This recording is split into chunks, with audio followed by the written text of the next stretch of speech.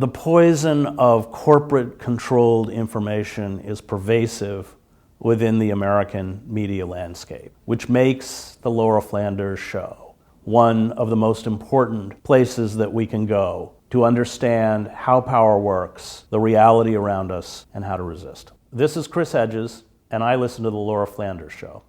Go to patreon.com/The LF Show and become a member. Hi, I'm Laura, and this is the Laura Flanders Show, a TV and radio program that shines a light on the solutions of tomorrow today. We report on the people and movements driving systemic change from the worlds of politics, arts, and entrepreneurship. Welcome. Homelessness and eviction are no laughing matter for millions of Americans, especially Black and brown and female Americans. And if the crisis was bad before 2020, COVID-19 and the pandemic recession pushed tens of thousands more people over the edge. Philadelphia is one of the oldest cities in the U.S. It's where Ben Franklin resided, the Constitution was drafted, and where the Liberty Bell was cracked. Today, with a gutted industrial base and a high rate of poverty, Philly has also been described as the poorest large city in the U.S.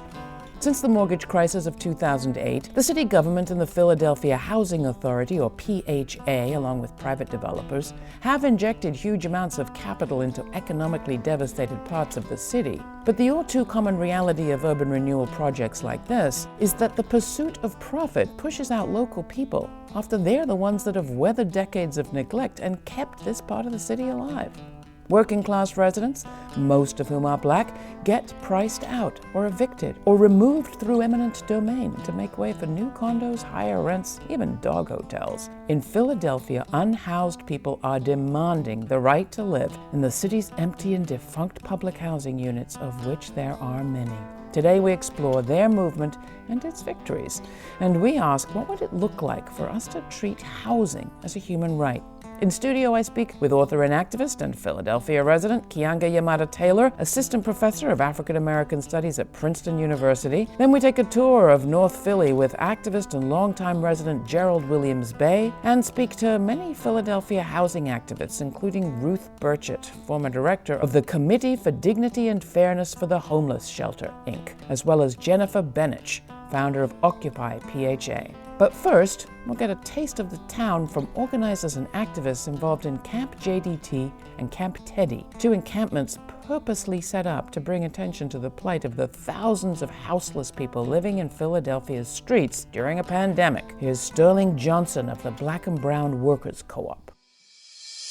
We started it in relation to the George Floyd protests that were happening. The city had just had to apologize for tear gassing people that were on the 676 highway in Philadelphia. They seemed at a weak point, and it seemed as if this was the moment to really challenge them on what they were going to do for Black people, for the people that are coming out of jail, the people that are aging out of foster care, for the the women and children that have been evicted.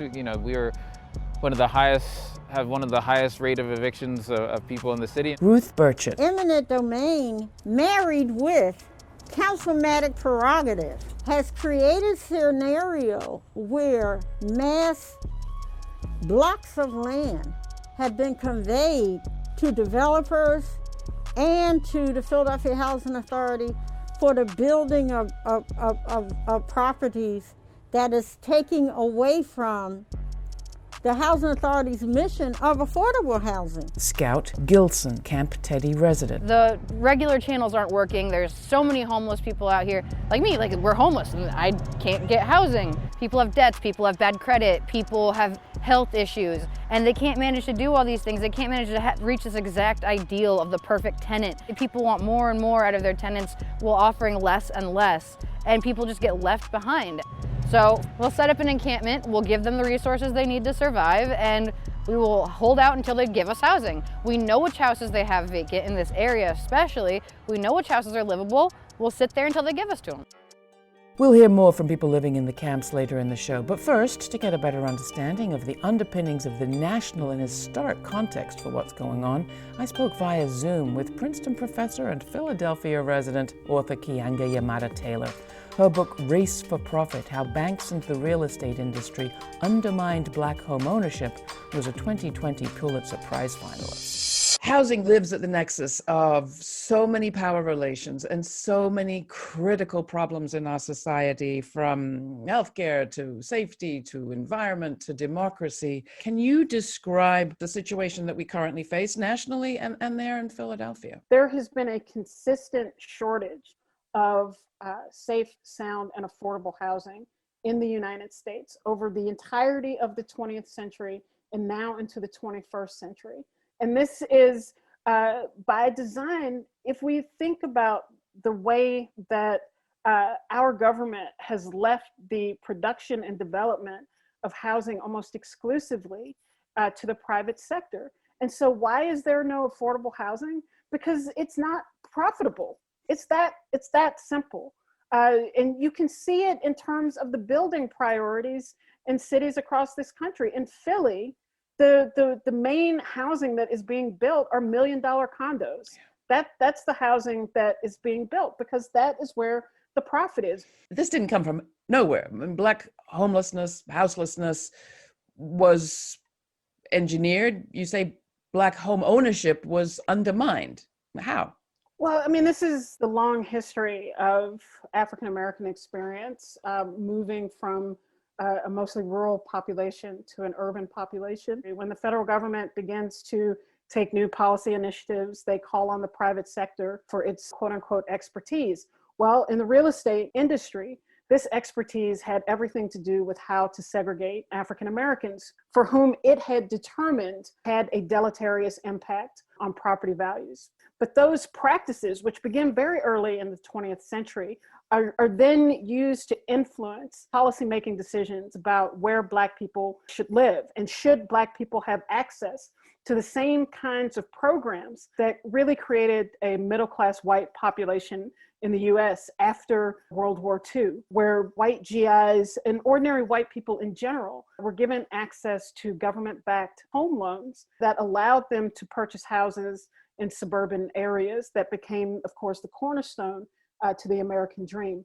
Black people were excluded from this endeavor really until the 1960s, and the urban rebellions forced the federal government to relent and finally create homeownership programs that were directed at them. Sure. Because you've written that racism and racist practices kind of have been used as a kind of crowbar in America to destroy the welfare system for everybody, the social safety net, really society for everybody. And another aspect of what we're seeing on the housing front is the move to sell off public housing. Maybe it's been given a bad name through the racist kind of descriptions that you described and the policies and practices carried out by government. But at this point, it's then used as a reason to get rid of it, let it deteriorate and sell it off. That was what was in the works in Philadelphia, has been in the works for a long time. What happened? So this is a really insidious practice that happens in cities across the country, where you have public housing authorities, organizations that are established by the federal government, whose purpose is to actually provide housing to low income and poor families. Well, now that they find themselves in the position of lording over public housing properties, so properties that are owned by housing authorities, and instead of rehabilitating these properties, instead of fixing them and housing people who need them, instead, a lot of these housing authorities are waiting to what we would describe as the peak of the market to then flip the houses to developers for profit. And so in Philly, this was certainly the plans of the Public Housing Authority. They still intend to sell a portion of their portfolio, even as we have 5,000 homeless people in the city of Philadelphia. We certainly, with the eviction crisis looming, will see those numbers rise. But instead of finding security and housing for people, the Public Housing Authority is moving in the opposite direction. Drug violence and city neglect has left huge tracts of North Philly uninhabitable.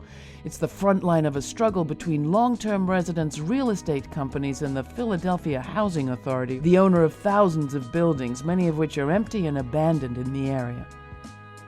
To see some of this firsthand, we took a ride with Gerald Bay, a lifelong resident. I mean, I seen good times, but like, we've been living in poverty, but we never knew we was living in poverty until the rich people came, you know? Down here, like a lot of these houses was PHA. New development coming right here. New development right there. This is the thing that's crazy right here. They took people's land, like for example, this Chinese store was seized eminent domain. It don't make sense how they done it. Like they jumped from side to side. Like, and over here, they didn't seize none of this, but everything right here, they seized these couple lots. They seized it by eminent domain, but it's private development going on this land. Anytime you see boarded up project buildings, it's bad. When I was a kid, I came here. This was the place where they told you don't come, but like this was the place where a lot of love is at, you know? Look at all the roads, empty houses. Right here, right, you will see, I wanted to show you how the house is starting to look a little better, you know what I mean? Oh yeah, Schwank, nice. Around about 2,100, 1,700 to start, something like that. Probably got a couple affordable ones in there, you know how they do it. You could say I grew up in this area too. This neighborhood I always been running around. But the thing about this area, mostly all the people that was living around here is gone. Only very few are still here. Very few. Very few. This is the Laura Flanders Show. I'm Laura. That was longtime resident and activist Gerald Williams Bay, who gave us a tour of North Philadelphia, the area now at the forefront of the battle against gentrification between longtime neighbors, real estate companies, and the Philadelphia Housing Authority. It's a battle taking place in many cities throughout the U.S. as we face a national housing crisis. You're listening to our special, Housing is a Human Right. You can watch this special at our website, lauraflanders.org, and see the neighborhoods and encampments in action. And while you're there, please take a moment to sign up for our newsletter. That's where you'll find links to all our web exclusives like my commentaries. I call them the F word. This week's I honor the brilliant labor leader Karen Lewis, former president of the Chicago Teachers Union. Next, Ruth Burchett, longtime Philadelphia resident and housing advocate, shares her story of the movement for affordable housing in Philadelphia, going back 30 years, including her days as director of the Committee for Dignity and Fairness for the Homeless Shelter, Inc. It emerged out of the Dignity movement. But first, here's Place Delight by Stephen Emmer, featuring Mary Griffin from the album Homeground, released on Electric Fairytale Recordings.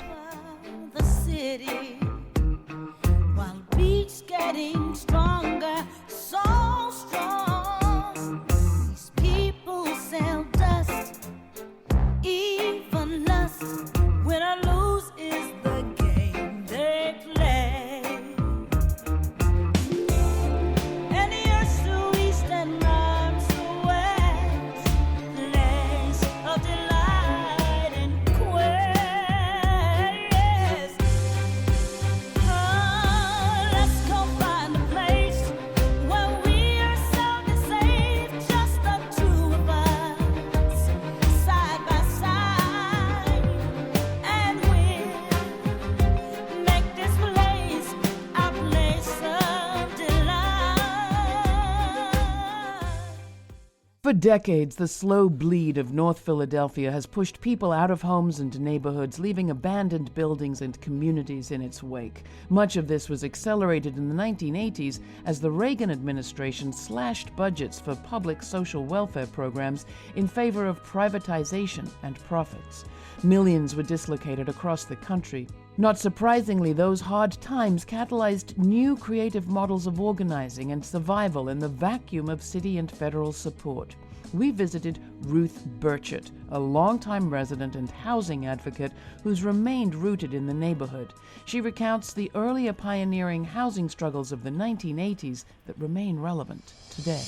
The Dignity movement evolved out of the Committee for Dignity and Fairness for the Homeless Shelter, which was created by Chris Sproul and Ronald Darnaby and other homeless people. Leona Smith was a part of that as well. And these were leaders in the homeless network that were successful with challenging the city of Philadelphia at the time and even getting a consent decree so that homeless people could vote. And so they said that we can do a better job. And they created the nation's first homeless shelter ran by and for homeless people. But these homeless people, speaking for themselves, planning for themselves, negotiating for themselves, became such a demand that the National Union of the Homeless was evolved out of that and was created right there at that shelter as well. What I've seen change is the reduction of affordable housing. 30 years ago, we never imagined that our efforts would be met with that being an obstacle. So to me, Camp Teddy is an act of reclamation, reclaiming our land here in North Philadelphia, because it is inexcusable for the city of Philadelphia, for the council person to have gone along with a plan to build a $45 million headquarters for PHA. The president of City Council, Darrell Clark, calls this an anchor for North Philadelphia. I take issue with that. As a long-term, lifelong resident of North Philadelphia, I am an anchor of North Philadelphia.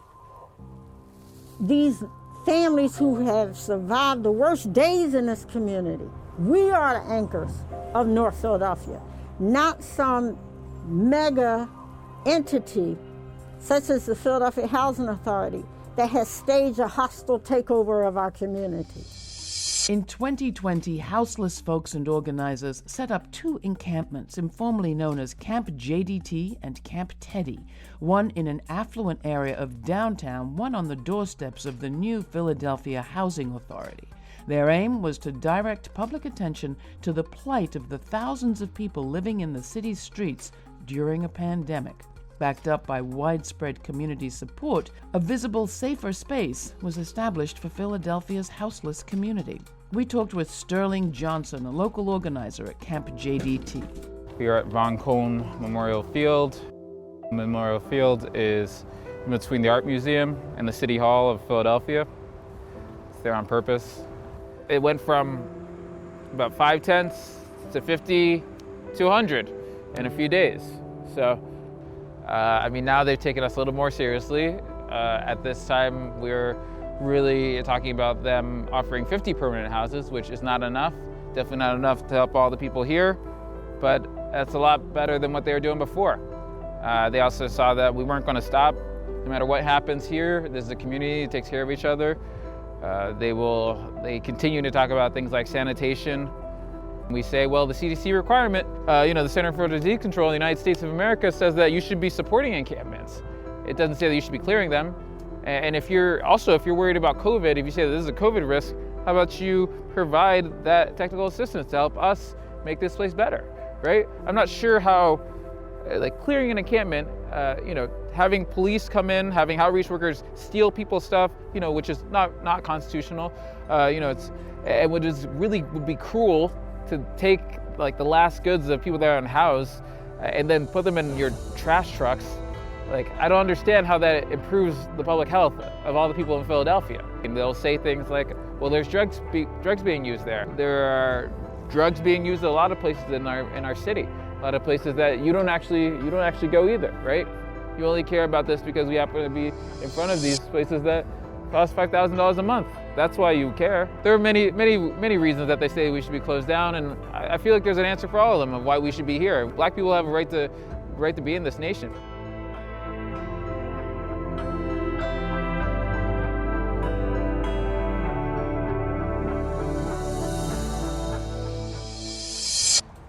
The plain sight juxtaposition of hundreds of unhoused folks camped out in some of the more affluent areas of the city increased pressure on the city government and housing officials to come to the table. The solution to housing many of the city's houseless revolves around what happens with the Philadelphia Housing Authority's empty housing inventory when there's a multi-year waiting list. A few miles from Camp JDT, residents at Camp Teddy brought public attention and pressure to the doorstep of the PHA by occupying the adjacent empty lot.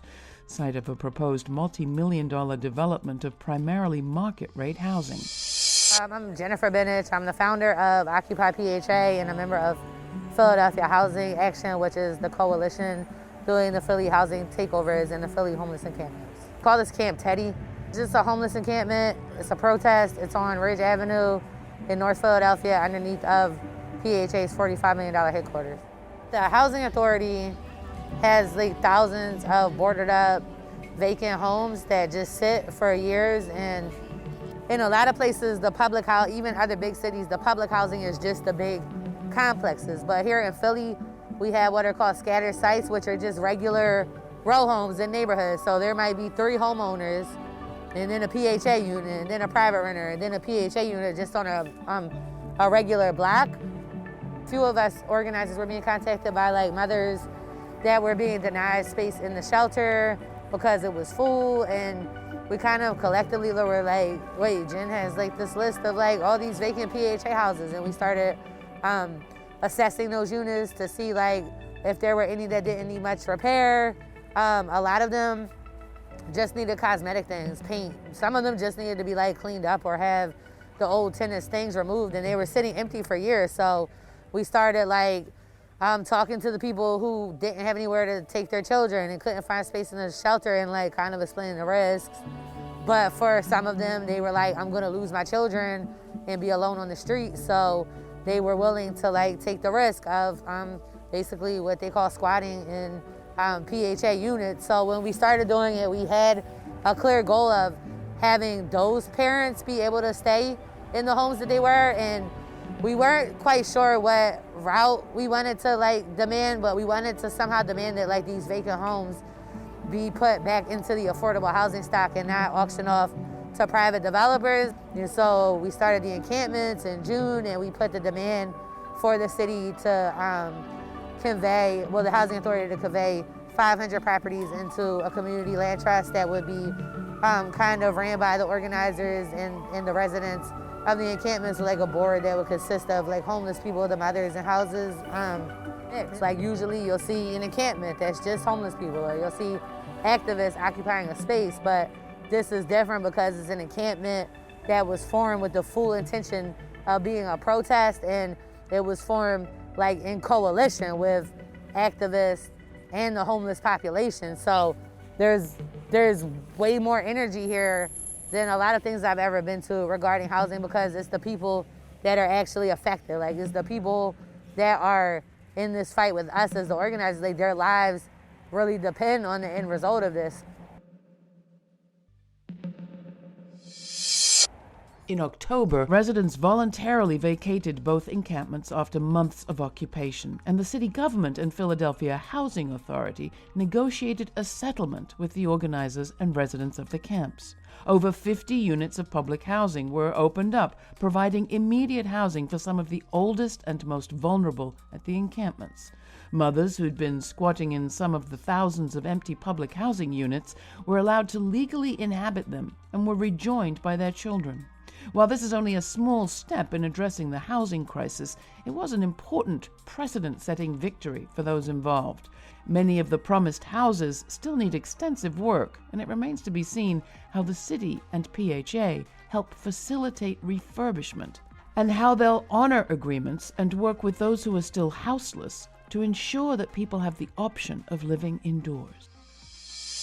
The length and the specificity of the organizing in Philadelphia has given some people pause as they consider whether the model here is replicable. But you've said, no, what's happening here is strategically, it's strategically something that could be generalized across the country. In what aspects? What are the parts that you think are most important to lift up and perhaps to consider for other people where they live?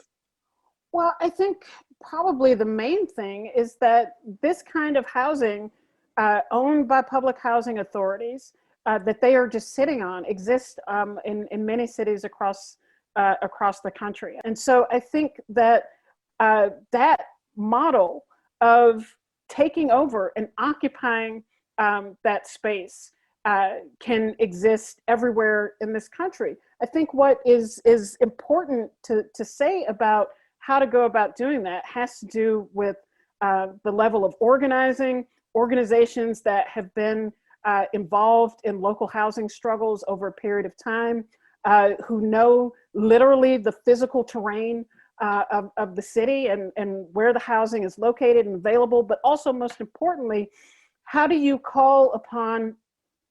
utilize your networks to call upon people to do eviction defense when the city inevitably tries to move in and take those properties. And that was part of the genius of the Philadelphia action. It was on 3 separate occasions. For some strange reason, the city of Philadelphia would announce publicly that they were going to make an effort to evict the encampments.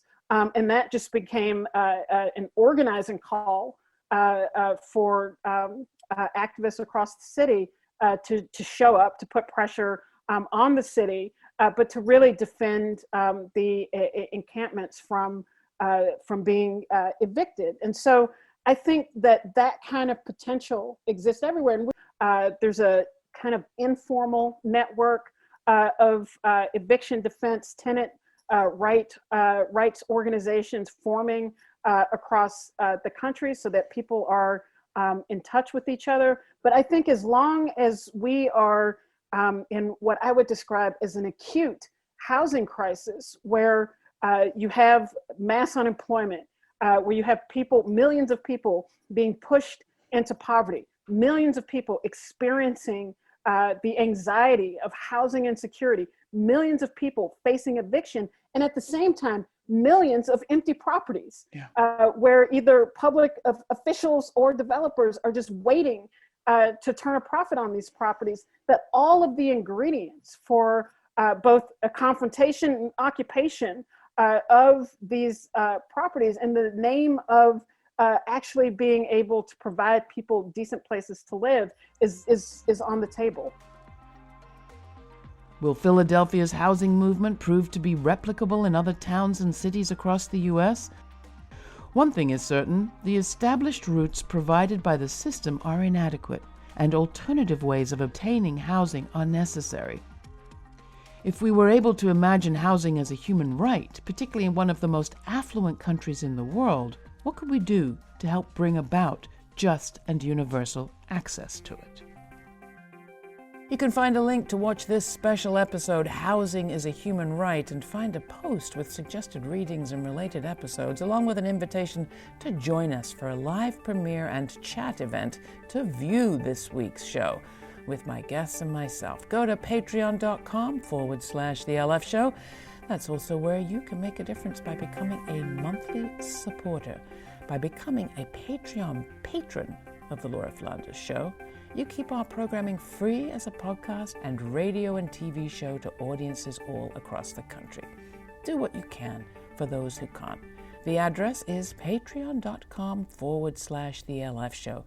And keep this program ad-free and available to everyone today. This episode was produced by yours truly, Laura Flanders, Matt Colacello, Jeremiah Cothran, Charlotte Carpenter, Nat Needham, Jeannie Hopper, Dominic Marcella, Mercedes Grostiaga, Ryan Holtz, Rory O'Connor, and David Newman. Major funding for this program is provided by the Novo, Tomcat, Cloud Mountain, Fonda, Park, Shift Tides, and the Poss Family Foundation, as well as listeners like you. Till the next time, stay kind, stay curious. I'm Laura.